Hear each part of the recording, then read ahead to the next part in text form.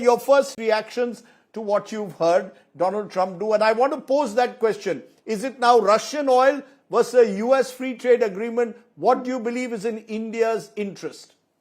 Thanks, Rajdeep. This whole thing reminds me of this statement, never argue with a fool, they'll drag you down to their level and beat you with experience. And I think in following Donald Trump, we have to be very careful in how we respond. We should not follow his lead in two things. The first is that we should not make public any agreements or disagreements. And for the first half of our handling of this affair, we were being very careful about this. We were doing strategic backroom deals instead of trying to drag this fight out into the public. And I think we should continue that strategy. It was a great strategy. The second thing is we should stop phrasing trade as a win-loss kind of affair. Trade is win-win. If we manage to get a trade deal with the USA, it is a win for the USA. It is a win for India. This is a mistake on Donald Trump's view that he thinks that trade is win-loss, right? He thinks that the US is losing when it is trading with other countries. This is simply not true. So we should not follow that. When it comes to the US versus Russia, my personal opinion is that the US matters a great deal more than Russia. Russia is a power of the past. The US is the largest economy in the world. It's one of the most technologically advanced countries in the world. It's a very complementary economy to ours. It is a fantastic trading partner. I don't think there is any doubt when it comes to choosing between the two. There are transactional minor wins on one side and huge strategic wins on the other. The choice is clear. Okay,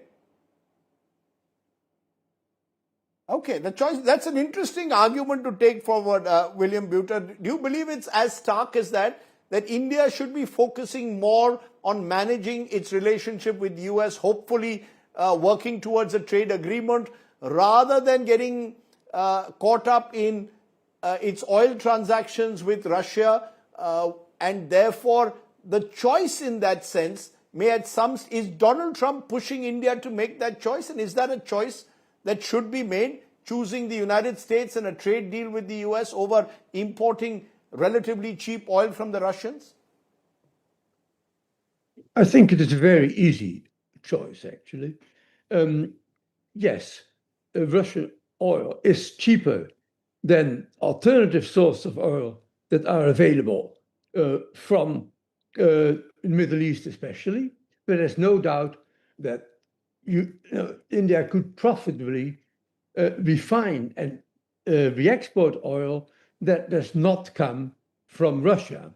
A second point, which I think people don't focus on much, is that Russia may not be able to reliably supply oil in the future if Ukraine gets the long-distance missiles, the Tomahawks, etc., that is asked for, and with which it could disrupt the ability of Russia to be an oil supplier. So these are sort of two practical reasons. More generally, the US and, of course, the EU are much more important trading partners than Russia. Russia, all it provides is oil at a profitable margin, but not enough, I would think, to risk a non-agreement on trade with the US.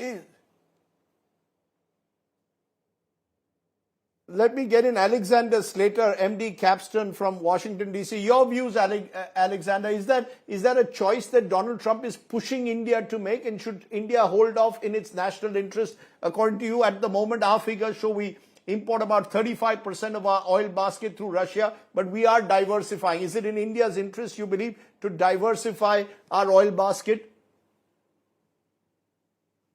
Thanks for inviting me to join the conversation. It's wonderful to be here with the distinguished panelists and to especially see my friend Ashok Malik. Good to see you, Ashok. Look, it's not for me to tell India what its interests are, but I do think that the facts speak for themselves, and I think some of the panelists who have preceded me have eloquently stated that. Some other facts that are of interest are that, in the last, since the tariffs were imposed, the price of oil has gone down 10%, and the discount that India was paying on Russian crude was about 5%. And so whatever cost India may have had to foot in terms of diversifying away from Russian crude has basically evaporated if you were comparing the situations today to August. So that's sort of the first thing. I think these questions about the reliability of Russian sources is a very good one. You've seen that Ukraine, even without the Tomahawk missiles, has stepped up its attacks on Russian energy infrastructure to great effect in Russia, where energy prices have gone up significantly and they're on the verge of energy rationing for Russians. And so these are things that I think are in India's interest to consider when they think about that side of the ledger. On the other side of the ledger, I think it's actually quite clear that the impact of the tariffs has been very negative for the Indian economy. Goods exports to the United States are down 50%, I think, over the last 4 months, with the new data in from September. And that's while the rupee has depreciated 5% against the dollar over that same period. You would not expect anything like that to happen when effectively Indian goods in the United States are becoming cheaper. You would expect Americans to buy more of them, not less. But you see the impact of the tariffs, and you see the tariffs having a major impact, especially since the 50% came into effect in August, where the goods purchases from India by Americans have gone down 12% in that period. And you see having a very big impact on areas of the Indian economy like textiles, jewelry, and even some electronics, steel and chemicals. And so all of these calculations have to be balanced against one another. And it seems, based on, I think, some of the things the prior panelists have said and the economic data, that this is trending in a negative direction.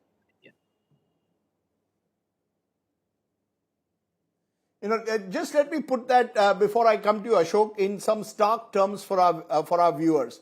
Cheap oil from Russia or trade deals with America is a dilemma of sorts. The United States remains India's top trading partner. Total bilateral trade touched nearly $132 billion in FY 24-25. India importantly enjoys a surplus here. Of course, tariffs have in a way weakened some of the key sectors like textiles, gems and jewelry. We export more, over $86 billion worth of goods than we import. This is prior to the tariffs coming in. With Russia, it's the opposite story. Despite being only our fourth or fifth largest partner, India now imports over $63 billion worth of Russian goods, mainly discounted oil, exporting less than $5 billion. That's a trade deficit of nearly $59 billion. Just putting that in some kind of context. Therefore, Ashok Malik, do you believe Donald Trump is willy-nilly pushing India to make certain choices? What might have been seen in India's interests a few months ago, there are those who claim it was in the interests of big business who are doing the oil deals, not necessarily the consumers. That is a separate dispute. But do you believe that the time has come for India to relook at the way they've benefited from Russian oil, but now need to benefit for the trade deal with the US?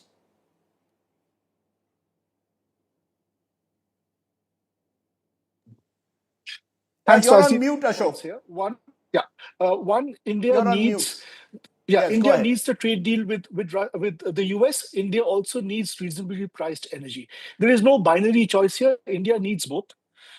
It's the responsibility of effective diplomacy and imaginative statecraft to make sure both happen. In 2022, when the Ukraine war began, reasonably priced energy entailed an enormous amount of imports from Russia because other sources were not available. For example, Saudi Arabia stopped producing excess oil. It for its own reasons, whatever reasons, it stopped producing oil. Today, Saudi Arabia is pumping out oil. Other sources have become available. The discount at which Russian oil is available has declined. And organically, Indian buyers, public sector buyers, private sector buyers will make market-driven choices, some of which might see some diversification from Russia. The second point, please look at Trump's statement today in response to an answer to a question, in response to a question. His tone was collaborative. It was even dignified. He spoke about a gradual decline, not tomorrow morning, but a gradual decline. He even said, once the war is over, we are doing this to put pressure on Russia. Once the war is over, India can go back to buy Russian oil. This is all very different from the rhetoric coming out of the Trump administration a few weeks ago, which leads me to believe that some background diplomacy is working. And the third point I'd like to raise is Mr. Trump giving himself wiggle room and the political pathway to diluting or removing the 25% sanction tariffs which he imposed on India. which is the key question, and the proof of the pudding lies there.